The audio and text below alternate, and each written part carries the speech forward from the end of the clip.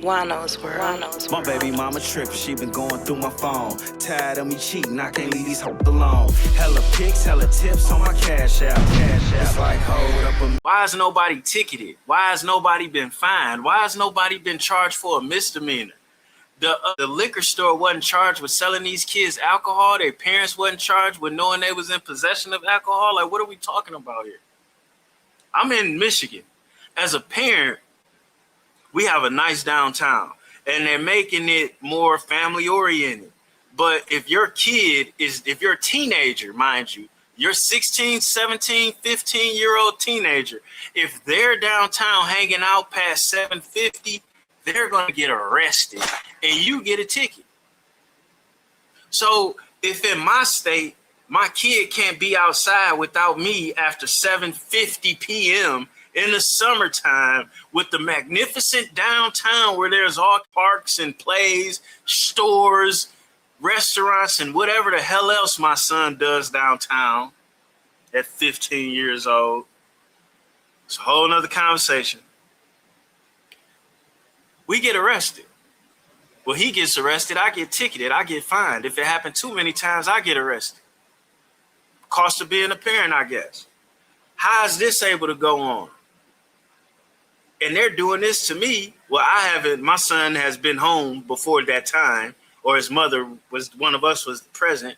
But however, why you can't hold these white people to the same stipulations? When these kids meet up and they do their car show takeovers, police swarm in, take all the cars, put them in jail.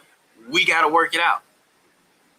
The whole nation is cool with that. But the nation ain't saying nothing about these boys getting away with breaking maritime laws, curfew laws, state liquor laws, boating laws, misdemeanors, felonies. Man, you can't write the crimes that was committed before you get to murder. You can't count the different liabilities that were violated before we get to this murder. On top of the murder. And you telling me you can't arrest or charge nobody with nothing? Donald Trump, what's going on? What's going on, Mr. Trump? Mr. President, I voted for you. I voted for you. They say vote your interest. All this gender bender stuff going on, me having young kids, that was something I was very interested in. I thank you for that. The overtime, I work about 800 hours in overtime a year, sometimes more, sometimes less. What you did with overtime and how we get taxed on that, I needed that too. That was a part of my interest, part of a reason I voted for you. You said that you was going to stop all this type of shit.